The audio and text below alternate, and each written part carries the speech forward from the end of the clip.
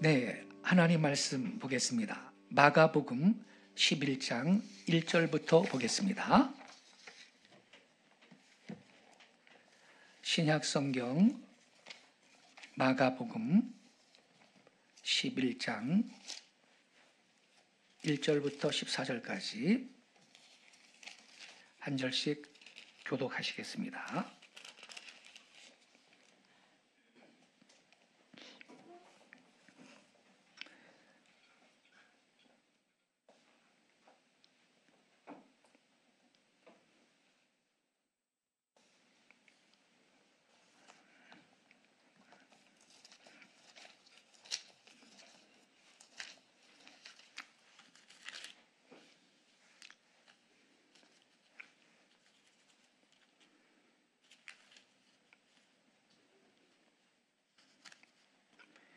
(11장) 1절부터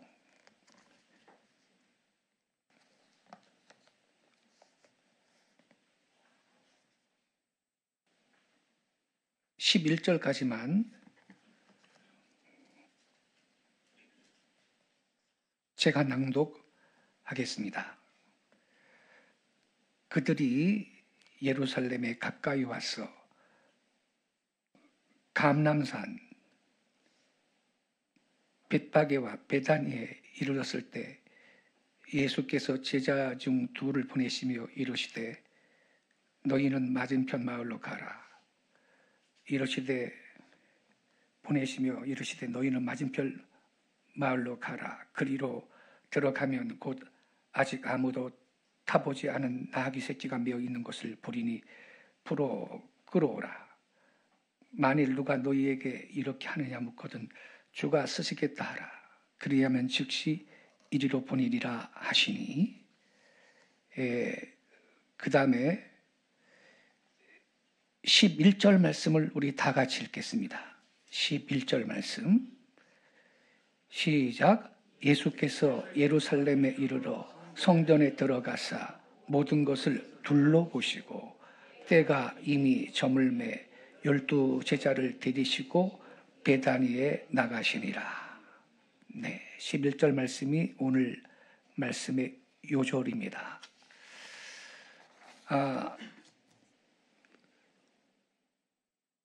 우리가 읽은 이 본문 말씀은요, 예수님께서 마지막으로 예루살렘에 들어가셔서 십자가에 달리시는 순환주간의 처음에 성전에 들어가셨고 11절 말씀 보면 성전 속에 있는 모든 것을 둘러보셨다 이렇게 써 있습니다. 성전에 들어가서 모든 것을 둘러보시고,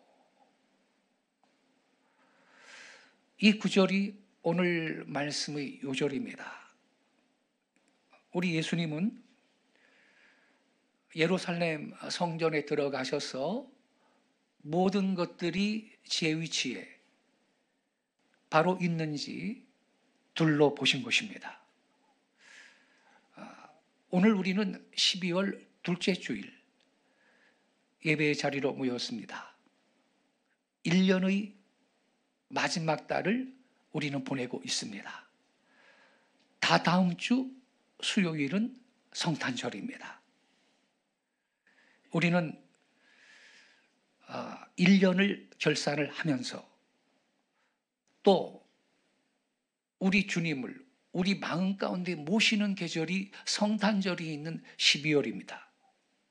이 특별한 계절을 맞이하면서 예수님께서 둘러보셨다, 성전에 들어가셔서 둘러보셨다는 이 말씀을 함께 깊이 묵상하면서 나 자신의 심령과 또 우리의 가정, 우리의 교회, 우리 전민족을 주님께서 보시는 눈길로 둘러봐야 되겠습니다.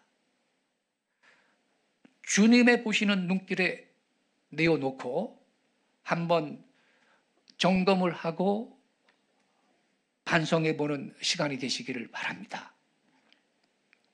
첫째로, 주님께서 둘러보셨다. 이 말씀은 신앙의 상태를, 영적인 상태를 점검하신 것입니다. 여러분, 예루살렘에 있던 이 성전은 이스라엘 백성의 흥망성쇠의 한 척도였습니다. 척도. 그 성전이 건전하게 서고 그 속에서 제사가 제대로 진행이 되며 모든 성전의 기물들이 완비되어 있을 때 그 민족은 건전했고 그 민족은 번영했습니다. 그러나 성전이 파괴를 당한다든지 그 속에 있는 기명들이 빼앗김을 당한다거나 제사를 제때 드리지 못했을 때 그 민족은 국가적인 위기를 겪으며 마침내 멸망을 당했던 것입니다. 그래서 이 예루살렘 성전의 모든 물건이 제자리에 있다. 이건요, 이 종교의 영역을 넘어서서 이스라엘 백성 전체의 흥망성쇠를 알려주는 척도였던 것입니다. 우리 예수님께서는 십자가에 달리시기 직전에 예루살렘 성전에 가셨고 그 성전 속에 있는 모든 물건들이 제 위치에 제자리에 있는가 둘러보셨습니다. 여러분, 이 성전이라는 건요, 원형이 뭐냐면 성막이었습니다. 성막. 이스라엘 백성이 애굽에서 400년 동안 노예 생활을 했잖아요. 그리고 출애굽을 했습니다. 지도자는 모세였고요. 이제 광야로 들어갔습니다. 시내산에 도착했습니다. 모세가 시내산 꼭대기에 올라가서 하나님 만났죠. 하나님께 율법을 받았습니다. 십계명 돌판 2개를 하나님이 새겨줬는데 들고 내려왔죠. 그리고 십계명 율법뿐만 아니라 다른 이 율법의 말씀도 그때 받았는데 그때 모세는 성막에 대한 계시도 받았습니다. 하나님께서 지시하신 그대로 성막을 지었고요. 그곳에서 하나님 앞에 제사를 드렸던 것입니다. 왜냐하면 광야 생활을 하니까 벽돌로 집을 짓지 못하죠. 다 텐트 치고 수경 생활을 하는데 성막이라는 것은 천막으로 만든 성전입니다. 한번 어떻게 생겼는지 보여드릴게요. 한번 띄워주시겠어요? 자, 성막의 그 모습을 여러분 보고 있습니다. 예. 동쪽에는 문이 있고요. 동쪽 문 열고 들어가면 뜰이 나옵니다. 뜰. 예. 그리고 짐승을 올려놓고 태워서 하나님 앞에 제사 드리는 번제단이 있고요. 그리고 저 안쪽에 천막으로 덮여 있는 곳은 성소인데 맨 안쪽은 지성소고요. 거기 이 제사장이 들어가서 하나님을 섬기는데 들어가기 전에 손발을 씻는 물두멍이 그 앞에 있습니다. 물두멍이. 예. 자, 제가 좀 더 자세하게 그 말씀을 드릴게요. 이 성막의 바깥에 보면 제물을 잡는 제단이 있습니다. 네모난 이 제단 위에서 모든 제물을 잡아 죽이는 겁니다. 그 다음에 이제 천막으로 덮여 있는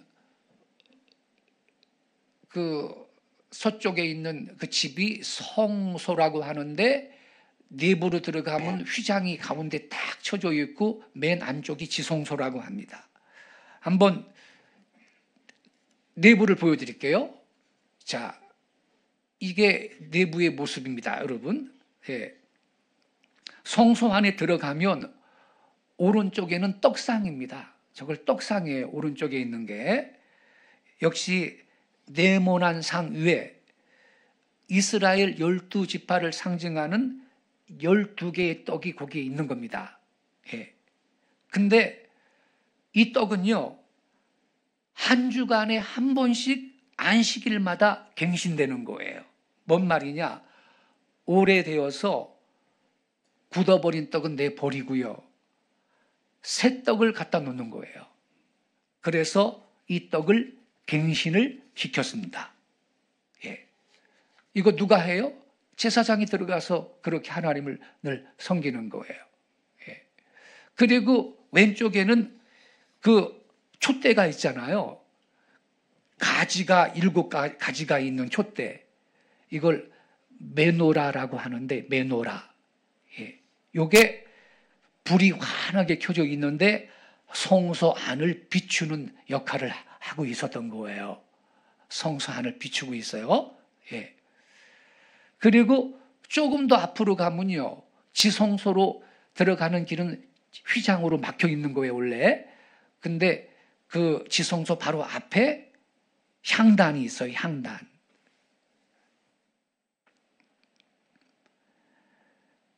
여기에서는 향연이 언제나 밤이고 낮이고 위를 향해서 올라가고 있었어요. 그리고 이제 맨 안쪽이 지성소인데 그 안에는 그 법궤가 있어요, 법궤. 그리고 이 법궤는요, 뚜껑이 그룹 천사가 양쪽에서 날개로 법궤 뚜껑을 이렇게 덮고 있거든요. 그 사이에 법궤 뚜껑 위에 하나님이 임재해 계셨어요. 그래서 하나님의 임재를 상징하는 구름기둥, 불기둥이 저 성막에서 하늘로 치솟았는데 그 법궤 위에서부터 시작이 되는 거예요. 예. 낮에는 구름기둥이, 밤에는 불기둥으로 바뀌는 거예요. 예. 이렇게 주님이 거기 임재해 계셨는데 저 지성소는 아무나 못 들어가요. 그리고 누가 들어가느냐?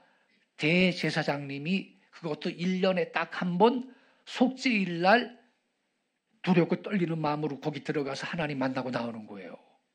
백성들의 죄를 대속하기 위해서.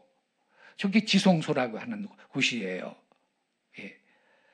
근데 여러분, 우리 예수님께서 십자가에 달려 죽으실 때 신약 성경에 보면 저 성소와 지성소로 가는 길이 휘장으로 막혀 있잖아요. 그게 위에서부터 밑으로 갈라져 버린 거예요. 찢어져 버린 거예요. 예수님이 십자가에 달려 죽으실 때. 무슨 뜻이지요?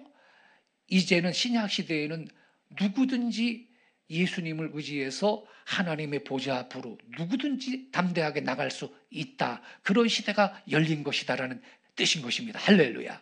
예. 저 시대에는 어림도 없어요. 하나님 앞에 함부로 갔다가 큰일 나요. 죄인이 어떻게 하나님 앞에 함부로 가요? 대제사장이 저기 1년에 한 번 들어갈 때는 발목에다가 끈을 묶고서는 들어갔다는 거 아닙니까? 그래서 대제사장도 잘못하면 죽어요. 거기 들어가면. 그러면 저긴 아무나 못 들어가거든요. 그러니까 끈을 발목에 묶어가지고선 들어갔는데 사고가 생겼다 그러면 끄집어내는 거예요, 끈을. 이렇게 오미한 장소가 저기예요. 그래서 이 지성소에 법궤가 있는데 말이죠. 저 법궤 안에는요, 모세가 받은 그 십계명 돌판 있잖아요. 그게 거기 딱 두 돌판이 거기 들어가 있는 거예요. 십계명 돌판이. 방금 말씀드렸듯이 저 지성소는 아무나 못 들어가고요. 대제사장이 예복을 갖추어 있고요. 제물을 갖춘 다음에 1년에 딱 한 번 7월 10일 날 속죄일에 그 안에 들어가서 여호와 하나님의 이름을 부르면서 백성의 죄를 대속하는 일을 수행을 했던 것입니다. 근데 오늘 본문 11절에 보니까요, 예수께서 성전에 들어가셔서 성전을 둘러보셨더라. 아까 제가 뭐라 그랬죠? 모든 성전의 기물들이 제자리에 있는가? 그리고 모든 일들이 바로 진행이 되고 있는가? 하나하나 우리 예수님이 체크하셨다 이 말입니다. 이스라엘의 종교가 건전한 상태에 놓여 있느냐, 하나님의 말씀에 따라 올바른 복주하에 놓여 있느냐, 이걸 우리 예수님이 보셨다라는 뜻입니다, 여러분. 그래서 여러분, 이 본문 11절 말씀은 오늘날 우리 신약교회, 현재 모든 교회들한테 이게 경고가 되는 것입니다. 좋은 그림자가 되고 있어요. 자, 저기 그 성소의 오른쪽에 떡상이 있다 그랬잖아요.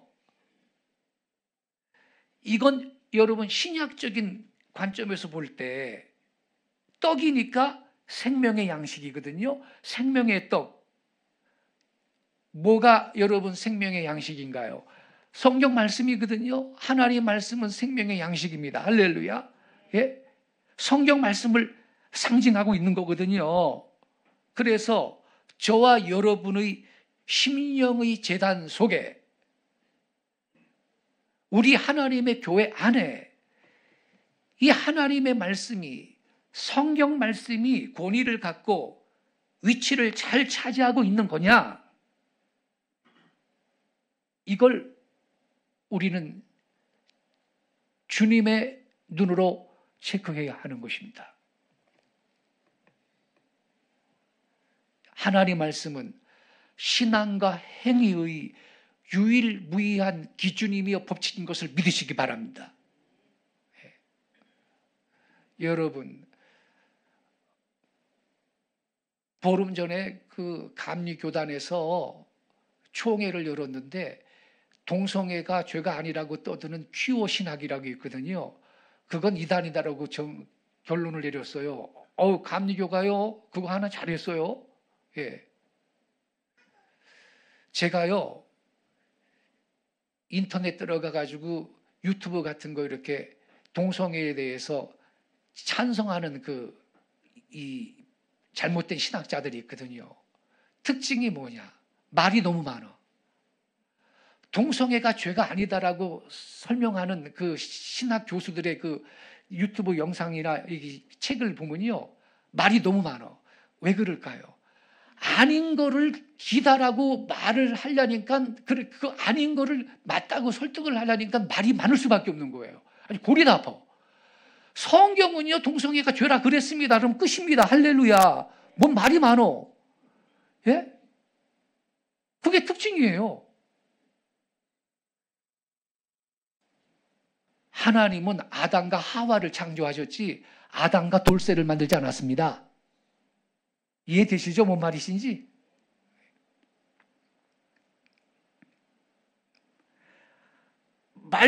하나님 말씀이 최종 권위인데 이거를 말이죠, 이 인간의 생각으로 아주 묵살을 시키는 거예요. 그리고 자꾸 동성애가 죄가 아니라고. 심지어 있잖아요, 아브라함의 조카 롯이 살던 소돔성에요, 천사가 이제 이 롯의 집에 왔지 않습니까? 천사 두 사람이 그 남자의 모습으로 나타났던 거죠. 롯의 집에 들어갔잖아요.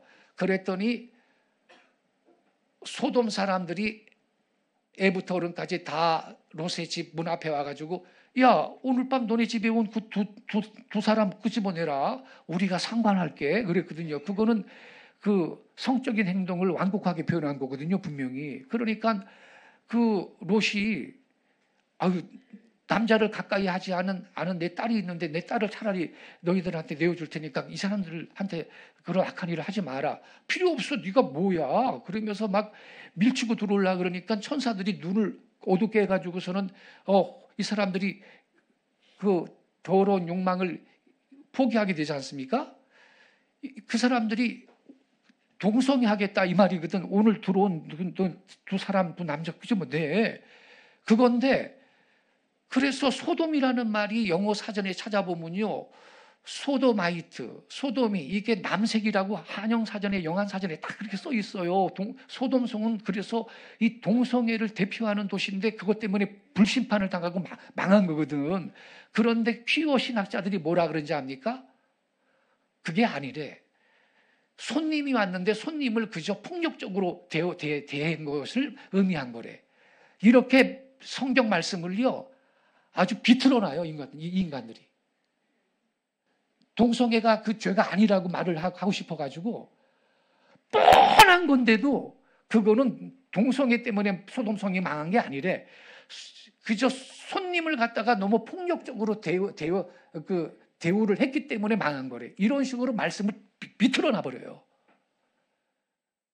악한 자들이죠.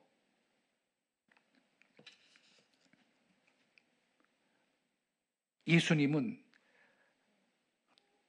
성전에 들어가셔서 성전의 기물들이 제대로 있는가 둘러보셨는데, 떡상, 생명의 양식, 하나님 말씀을 가리키는데, 우리는 하나님 말씀이 권위를 계속 가지고 말씀의 역할을 할 수 있도록 허락해 드려야 할 줄로 믿습니다. 이 말씀을 비틀어 놓는 자들을 우리는 대적해야 됩니다. 이단보다 나쁜 사람들입니다. 그리고 여러분, 아까 제가 뭐라 그랬죠? 이 떡은요, 떡상에 있는 저 떡은 한 주간에 한 번씩 갱신이 되었다 그랬지요. 묵고 굳고 검댕이가 피는 떡은 내버리고 새 떡을 갖다가 거기 얹어두었거든요. 자, 이 떡은 생명의 양식인 말씀이라 그랬어요. 말씀을 상징하는 건데, 이게 일주일에 한 번씩 갱신한다 그랬지요. 새 떡 갖다 놓는다 그랬지요. 그래서 이게 여러분 영적인 의미가 뭐냐, 여러분이 주일마다 일주일에 한 번 예배의 자리로 나와서 하나님 앞에 찬양과 경배를 올려드리고, 그리고 설교를 듣잖아요. 말씀을 듣지 않습니까? 그러면 예를 들어서요, 오늘 본문 말씀은요, 마가복음 12장 1절부터 11절까지가 오늘 본문인데, 요절 말씀은 11절 말씀인데, 여러분이 평생 교회 다녔는데 이 본문으로 설교를 안 들어봤습니까? 수백 번 들어봤을 겁니다. 교회 20, 30년 다니신 분들은. 그렇죠? 그렇지만 일주일에 한 번씩 떡을 갖다가 바꿔놓는다 그랬잖아요. 떡의 갱신이라 그랬는데, 여러분이 일주일에 한 번 주일마다 하나님 앞에 나와 예배 드리면서 우리가 늘 들었던 말씀, 그리고 내 기억 속에 있는 말씀, 내 마음 속에 있는 이 생명의 말씀에 갱신을 받는 시간인 걸 깨닫기 바랍니다. 그렇잖아요? 이게 있어야 이러한 말씀에, 이 생명의 말씀에, 내가 갖고 있는 내 마음속에 있는 이 생명의 말씀에 갱신을 받아야지 그때마다 우리는 새 은혜를 받는 것입니다. 여러분, 할렐루야. 그리고 우리는 새 은혜를 받고 그 말씀이 주는 힘을 갖고 이 영의 양식을 갖고 내 믿음 지키고 한 주간을 또 승리하는 그러한 원동력이 되는 거거든요. 하나님의 말씀에 대한 새로운 감격을 느끼는 거예요. 떡의 갱신의 순간이라고 할 수 있는 것입니다. 그래서 여러분, 우리는요, 이 일에 한번 주일날 주님 앞에 나와서 예배하는 이 시간이 귀한 것을 여러분 깨닫기 바랍니다. 그리고 성서 왼편에 보면요, 7가지가 있는 촛대, 메노라라고 하거든요. 이 촛대는요, 가지가 7인데 완전한 촛대를 의미하는 거예요. 7은 완전수거든요. 왜 완전수냐면 4 플러스 3이 7인데 4는 동서남북 4방향 땅을 의미하고, 3은 성부 성자 성령 하나님을 의미하는데 하늘을 의미해. 그래가지고 이 4 플러스 3 7은 완전수예요. 그 럭키 세븐이라고 하죠. 예, 완전수인데 이 촛대가 가지가 7개다. 완전한 촛대를 가리키는 것인데요, 요한계시록을 보면요, 이 7 촛대, 7 등불은 성령을 상징하는 것이에요. 즉 성령의 거룩한 빛 아래 성소가 비침을 받고 있는 것입니다. 크고 작고 길고 짧은 모든 물건이 정체를 드러내고 있습니다. 이 성령님의 거룩한 빛 하에서. 그래서 여러분, 오늘날 우리들도요, 우리가 우리 자신의 지식으로 판단하는 게 아니고 어떤 한 사람의 말을 따라 판단하는 거 아니고 성령의 빛 아래서 우리는 하나님 앞에 판단받는 걸 깨달아야 할 것입니다. 옳고 그른 것이요, 인간의 지혜로 판단받아서 되는 게 아니고 성령님께서 옳다 하시면 옳은 거요, 성령께서 그르다 하시면 그른 거고, 성령께서 길다 하시면 긴 것이며, 성령께서 짧다 하시면 짧은 것입니다. 하여튼 하나님의 거룩한 성령의 빛 아래서, 그 성령님의 조명 아래서 성소 안에 있는 모든 물건들이 비침을 받고 있는 것처럼, 여러분, 오늘날 저와 여러분의 마음과 또 우리들의 교회가 성령님의 감동과 은총하에서 비침을 받고 있는 것을 깨닫기 바랍니다. 성령의 불을 꺼뜨리지 말라 그랬던 것입니다. 그래서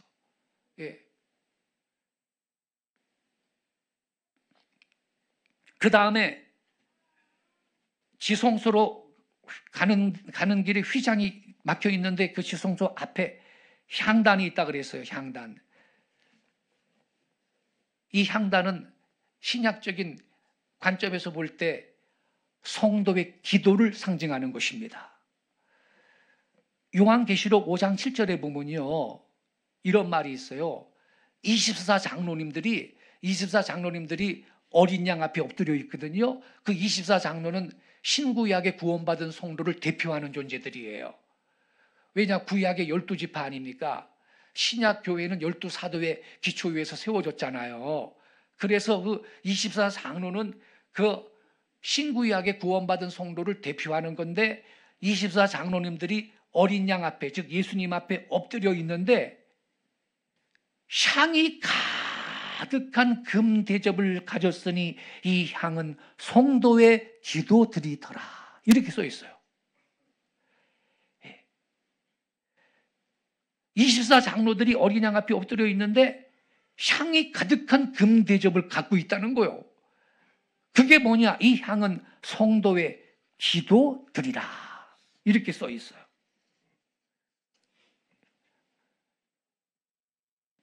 여러분, 이 성소의 향단의 향이 부단히 낮이고 밤이고 하나님 앞에 올라갔잖아요.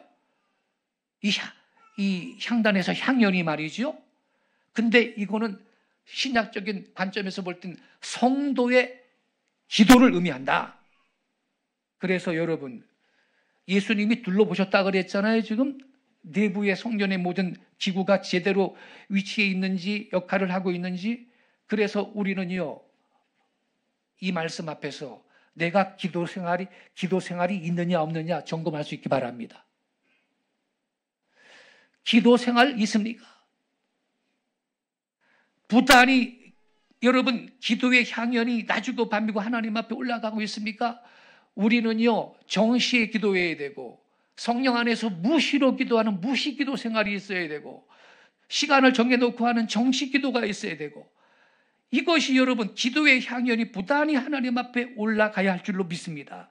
주님이 둘러보고 계십니다. 여러분, 기도 생활이 있는가? 하나님 앞에 기도하는 마음으로 올바른 자세로 내가 서 있느냐, 기도 생활이 있느냐, 우리 주님께서 둘러보고 계시는 것입니다. 기도는요, 영혼의 호흡입니다. 우리가 숨 안 쉬면 죽어요. 기도 생활이 중단되면 내 영이 언제 고갈될지 몰라. 여러분, 기도 생활이 없는 것은 시험을 예약하는 거예요. 시험에 들지 않게 깨어있어 기도하라 그랬어요. 우리의 신앙의 위치가 하나님 앞에서 성령의 조명 아래 올바로 놓여 있는 것이냐, 내 마음의 제단에 향단에서 기도의 향연이 하늘 보좌로 부단히 낮이고 밤이고 지금 올라가고 있는 것이냐, 우리는 주님의 그 눈으로 스스로를 점검해야 할 것이고, 그리고 법궤 속에는 십계명 돌판이 있었다 그랬죠. 즉 그 하나님의 거룩한 이 계명의 말씀이 내 마음속에 굳건하게 자리 잡고 있는 것이냐, 이것을 점검해 보라는 계시인 것입니다. 그래서 요점이 뭐냐면요, 마땅히 있어야 할 것이 있을 곳에 있는 신앙이 될 때, 이것이 여러분 건강한 신앙이며 건실한 신앙이 되는 것입니다. 무엇인가 있을 것이 딴 곳에 가 있다든지, 기형적으로 있다거나 잘못되어 있으면 건전한 믿음이라고 할 수가 없을 것입니다. 우리는 성탄절을 앞두고 있습니다. 오늘 왜 이 말씀을 드리냐면요, 주님을 모셔야 될 거 아닙니까? 점검해야지요.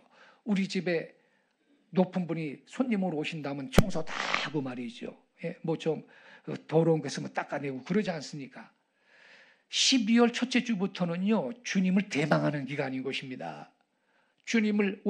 이 땅에 오실 주님을 대망하는 기간이기 때문에 우리는 둘러봐야 할 것입니다. 우리의 개인적 신앙이 하나님 앞에 올바르게 되어 있느냐, 우리 신앙의 모든 분야를 하나님 앞에 점검받아 보실 수 있기를 축원합니다.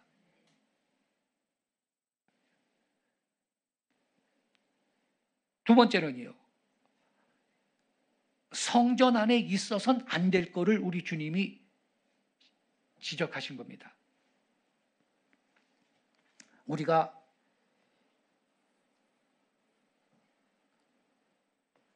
시간 관계상 다 읽지 않았지만요, 그 다음날 말입니다. 15절부터 보면 성전을 깨끗하게 하시다, 이러한 주제가 있고요. 15절을 제가 읽어드릴게요. 그들이 예루살렘에 들어가니라 예수께서 성전에 들어가사 성전 안에서 매매하는 자들이 있네. 성전 안에서 매매하는 자들을 내쫓으시며 돈 바꾸는 자들의 상과 비둘기 파는 자들의 의자를 둘러 엎으시며, 우리 주님이 아주 와일드 하셨어요. 이때 16절에 아무나 물건을 가지고 성전 안으로 지나다님을 허락하지 아니하시고, 17절에 보니까 이렇게 썼어요. 이에 가르쳐 이르시되 기록된 바 내 집은 만민이 기도하는 집이라 칭함을 받으리라고 하지 아니하였느냐. 너희는 강도의 소굴을 만들었도다 하시매, 대제사장들과 서기관들이 듣고 예수를 어떻게 죽일까 하고 꾀하니, 지들 말이지요, 아픈 데를 딱 고발을 하니까 예수님을 죽일까 지금 흉계를 꾸몄다는 거죠. 이는 무리가 다 그의 교훈을 놀랍게 여김으로 그를 두려워함일러라. 여러분, 예수님이 이 다음날 성전을 둘러보셨다 그랬잖아요. 그 다음날 성전에 들어가셔가지고요, 장사꾼들을 숙청을 해버려요. 성전에 가보시니까 말이죠, 성전 안에서 매매하는 자들이 있는데, 소 팔고 양 팔고 비둘기 파는 인간들이 있는데 그거 다 내쫓아 버렸습니다. 동물들을 바깥으로 추방해 버렸어요. 그리고 환정꾼들이 있는데 이 돈 바꾸는 사람들의 돈과 상을 둘러 엎으시면서 쫓아내 버렸어요. 그러면서 뭐라 그랬다고요? 내 집은 만국 백성이 모여 기도하는 집이거늘 너희가 도둑의 구려를 만들었다, 이렇게 책망을 하셨어요. 이게 뭔 말입니까, 여러분? 성전을 둘러보시니까요, 그 속에요, 있어서는 아니 될 물건들이 있었다, 이 말입니다. 그 거룩한 자리에 있을 물건이 아닌데 거기 있더라, 이거예요. 예수님께서 추방하신 그 소는요, 하나님께 바칠 제물입니다. 양도 제물이고요, 비둘기도 제물인데 가난한 자들이 바칠 제물이 비둘기였어요. 거룩한 성물들이죠. 근데 성물은 성물이지만 그것이 그 속에 있을 것이 아니에요. 근데 거기에 있었다, 이 말이거든요. 여러분이 이 의미가 뭔지 좀 공부를 하셔야 되는데, 돈을 바꿨다 그랬잖아요. 돈 바꾸는 자들이 있었다 그랬는데 이방 땅에 살던 유대인이요, 절기 지키려고 예루살렘 성전에 오잖아요. 그러면 반세겔 되는 성전세를 바쳐야 하는데요.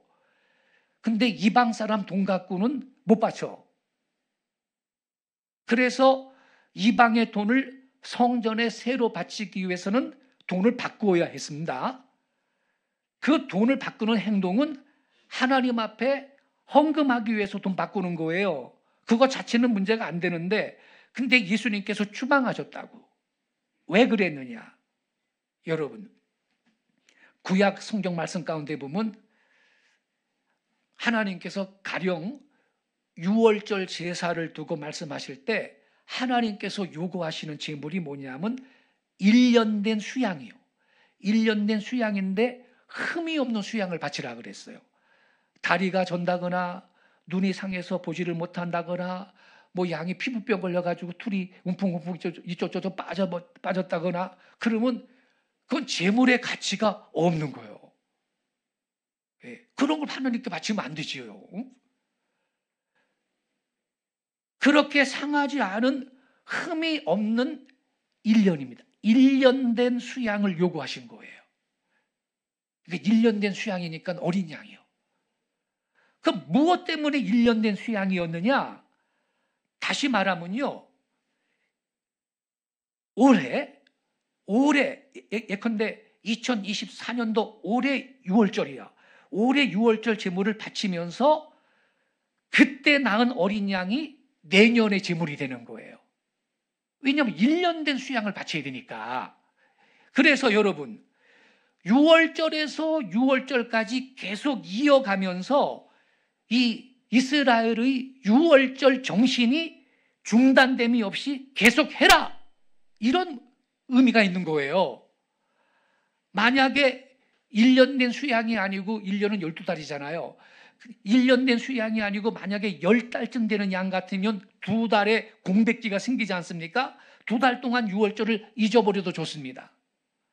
6월절 제물을 바치고 2달간은 잊어버리고 있다가 2달 후에 나온 제물을 비로소 점찍어 두고 그럴 수가 있거든. 그런데 1년 된 제물이기 때문에 그동안의 중단기가 한 달도 없는 거야. 이건 공백기가 없어요. 계속 이어져 갔던 겁니다. 그리고요, 뭐 죽이고 말 제물인데 뭐 굳이 왜 흠없는 양을 요구를 하셨느냐? 길러서 애완용으로 기를 동물이 아니에요. 죽일 동물인데 왜 흠이 없어야 한다 이 말이냐? 여러분, 이때 유대인들은요, 양을 기르면서요 1년 동안입니다. 1년 동안.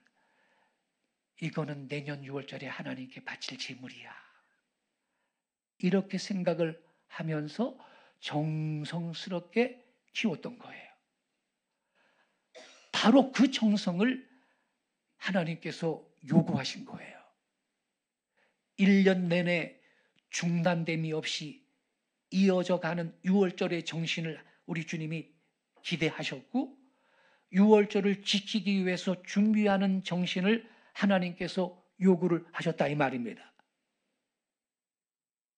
그런데요, 저 시골 촌에 있는 유대인들이 1년 동안 양을 잘 길러가지고 몰고 오면요, 아무리 사람이 조심한다 해도 엄격하게 따져서 조사를 해본다면 거기에 무슨 흠이 전혀 없을 수가 없지 않겠어요? 그러면 이걸 검사하는 제사장이요, 그 흠을 찾아내가지고 불합격! 거부를 해버리네요. 이거 제물 안 돼. 그럼 1년 내내 정성 들여서 길렀던 양이 그만 퇴짜를 맡았으니 어떡합니까? 그냥 예루살렘에서 쉽게 헐값에 팔아버리고 그 다음에 거민을 맡아놓은 양들을 파는 무리들이 있어. 거민을 맡은 양을 비싼 값에 현장에서 사가지고 제물을 바쳤던 겁니다. 이런 일을 자꾸 당하니까 마지막에는 양을 기를 필요가 없어졌네. 길러봤자 소용이 없어요. 그래서 아예 안 길러. 그 다음에는 돈을 준비해서 예루살렘으로 가는 겁니다. 예루살렘에 와가지고 제사장한테 거민을 맡은 양을 사갖고 바치는 겁니다. 이러니까 예루살렘 부근에 있는 사람들은 제사장하고 결탁을 딱 하는데 이 돈을 미리 제사장님한테 뒤로 집어주는 거예요. 예?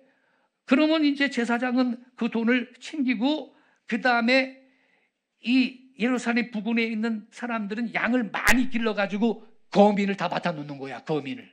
예. 그래가지고 거민을 맡은 양을 이것들이 비싸게 팔아먹었거든요. 여러분, 그러면 시골에서 오신 분들은 우리 동네 같으면 이거 이렇게 안 비싼데 어떻게 제사는 드려야 되겠고 그냥 기분 나쁘지만 비싼 값에 거민 같은 양을 사가지고 이제 제사를 드렸는데 말이죠. 옛날 같으면 6월절이 가까워지면요 하나님 앞에 예배를 드려야 될 것이며 그리고 하나님 앞에 이 귀한 예물을 내가 정성스럽게 직접 키운 재물 아닙니까? 그만큼 가치가 더 있잖아요, 여러분. 요거를 바쳐야지. 이런 생각이 옛날에는 앞섰는데 이제는 6월절만 되면요 양을 비싸게 팔아먹어야 되겠다. 이러한 장사 속이 앞서고 있었던 것입니다. 절기마다. 이 양을 파는 것도 그래요. 맨 처음은요 예루살렘 성 서쪽에 양의 문, 양문이라고 불리는 문이 있었거든요. 왜냐하면 거기에 양들을 모아서 거기에서 매매를 했기 때문에 양문이라는 이름이 붙어 있었던 거예요.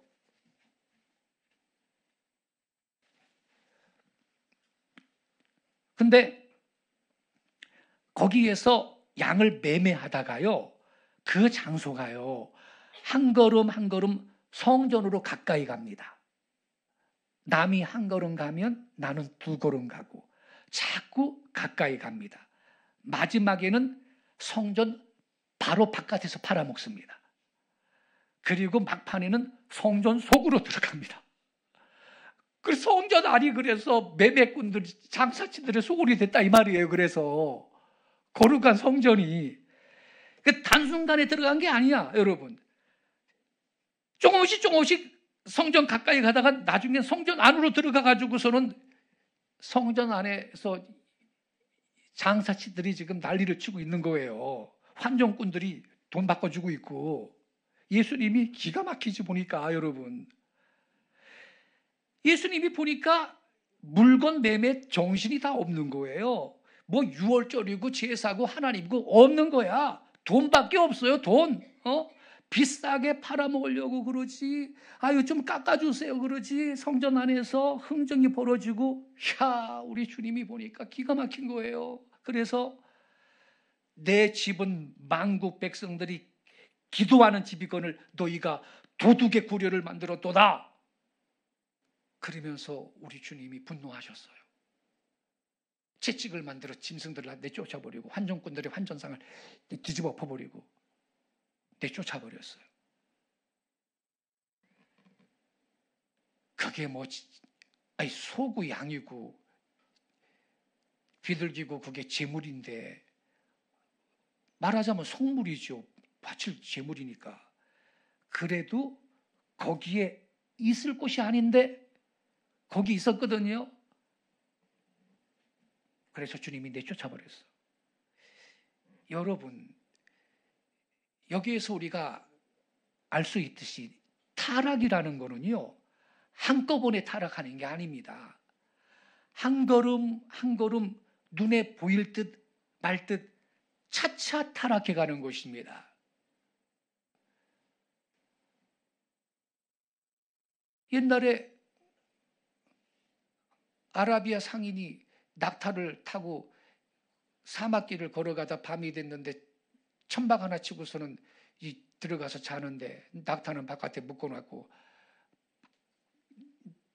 낮과 밤의 기온차가 광야가 크거든요. 밤이 됐는데 추운데 낙타가 코를 하나 쑥 집어넣더니 주인님 나 너무 추운데 이 코만 좀 집어넣읍시다. 그러니 그래라 이런 얘기 아시죠? 그래라 조금 있다 보니까 아유 너무 추운데 주인님 앞발만 좀 집어넣읍시다. 그래라 그래.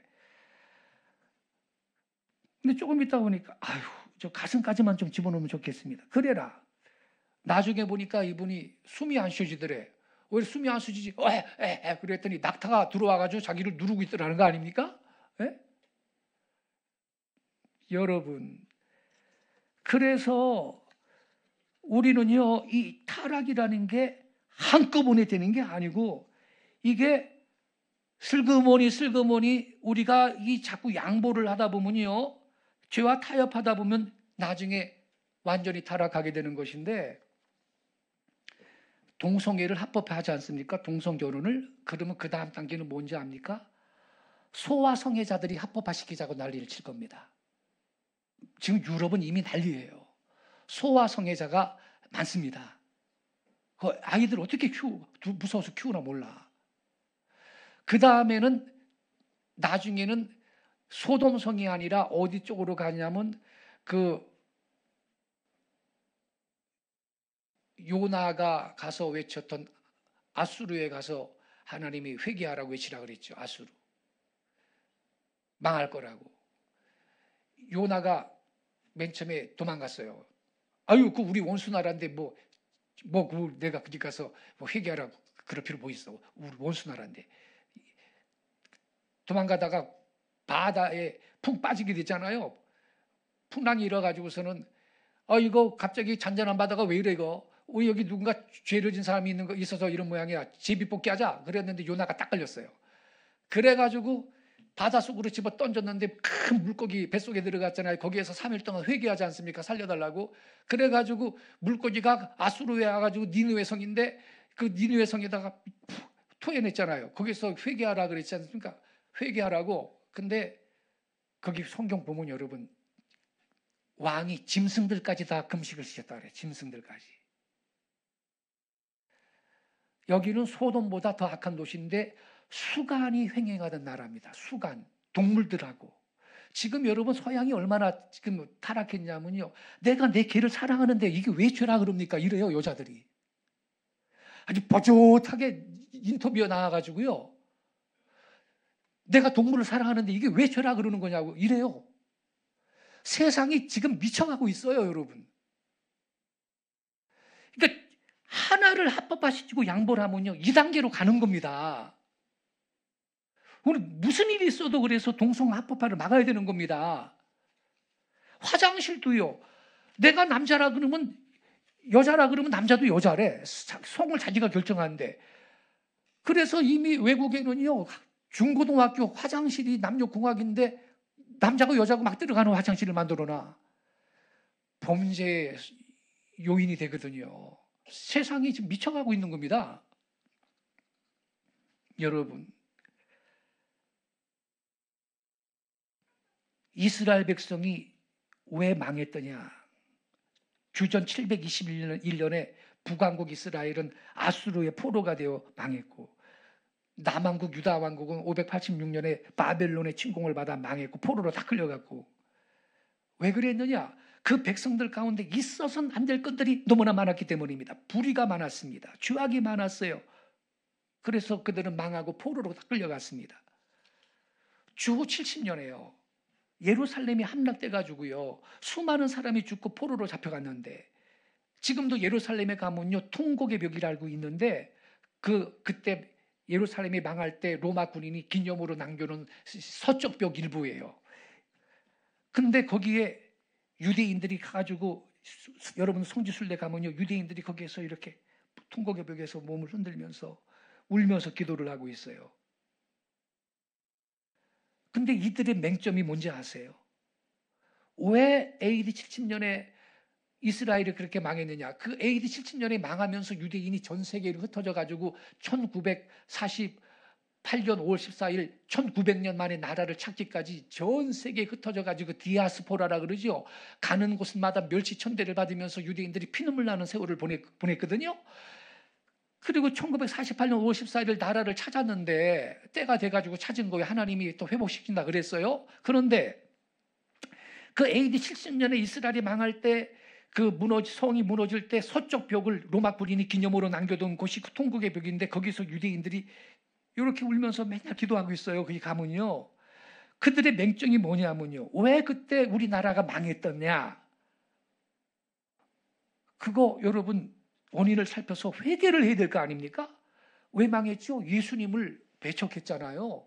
빌라도가 예수님이 죄가 없는 줄 알고 석방하려고 그러니까 강도 바라바를 놔주시오. 우리는 왕이 시저가 왕이요. 저 예수가 자기가 왕이라 그랬어. 저 사람을 십자가에 못 박아 죽이시오. 막 유대인들이 바깥에서 아우성을 치니까 나는 그 핏값에 죄가 없다. 빌라도가 그랬죠. 그랬더니 그 핏값을 우리와 우리 자손에게 돌려라. 성경에 다 써 있어요. 그 핏값을 우리와 우리 자손에게 돌려라. 자손까지 담보로 걸 정도로 예수님을 거역하는 게 아주 지독했죠. 그리고 예수님이 십자가에서 돌아가신 지 40년도 안 돼가지고 AD 70년에 그렇게 망한 거예요, 이스라엘이. 그럼 그 원인을 갖다가 살피고 회개를 해야 되잖아? 그런데 통곡의 벽에 가서 이 사람들 하는 기도가 뭔지 아세요? 성 멸망에 대해서 이를 갈면서 슬퍼하기만 하고 다시는 우리가 이런 이 나라가 망하는 이 순환을 우리는 안 겪을 거야. 이거를 기약하는 그러한 자세로 이루고 기도하고 있는 거예요. 이게 이 사람들의 문제예요.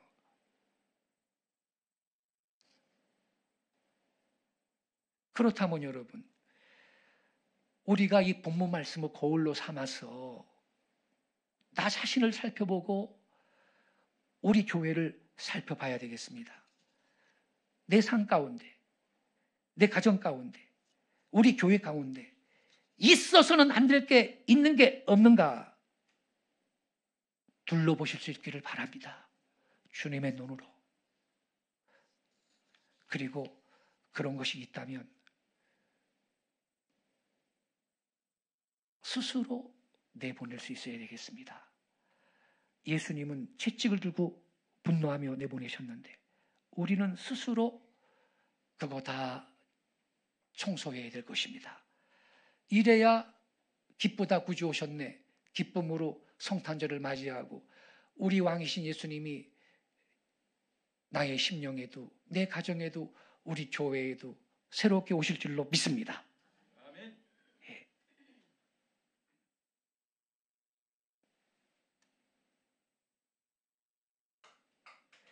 교회라는 것은요, 신앙의 장소예요. 우리가 예수를 믿고 구원받게 교회 나오지요. 교회 안에 있는 모든 기구, 남녀 전도회, 셀, 이 조직이라는 건 우리가 예수님을 믿고 영적으로 성장하고 받고 잃어버린 영혼 구원하기 위해서 구원 역사를 돕기 위해 있는 도구에 지나지 않는데, 그런데 주객이 전도돼가지고 조직이 앞서고 정치가 앞서고 모략이 앞서는 모습이 있어요. 많은 교회들, 우리 한국 교회 안에. 심지어 신앙도 잊어버리고 구원도 잊어버릴 정도로 예루살렘 성 안에 있던 이 성전 속에 있던 이 매매하는 무리들처럼 하나님 앞에 기도하는 정신이라거나 신앙의 정신을 잊어버리고 이런 엉뚱한 것들이 교회 안에서 판을 치고 있는 걸 우리 볼 수 있어요. 있어서는 안 될 것들이 그 속에 있더라 이 말이죠. 교회 속에 내 마음속에 있다면 오늘 다 내보낼 수 있기를 축원합니다. 우리는 고요하게 우리 마음속에 우리 교회 속에 우리의 생활 속에 있어서는 안 될 것이 혹시 있지 아니한지 주님의 돌아보시는 눈길에 비추어 이 사실을 우리 발견을 하시고 깨끗게 하여 기쁘다 구주 오셨네. 기쁨으로 성탄절을 맞이할 수 있는 12월 달 되실 수 있기를 예수님의 이름으로 축복합니다. 기도하겠습니다.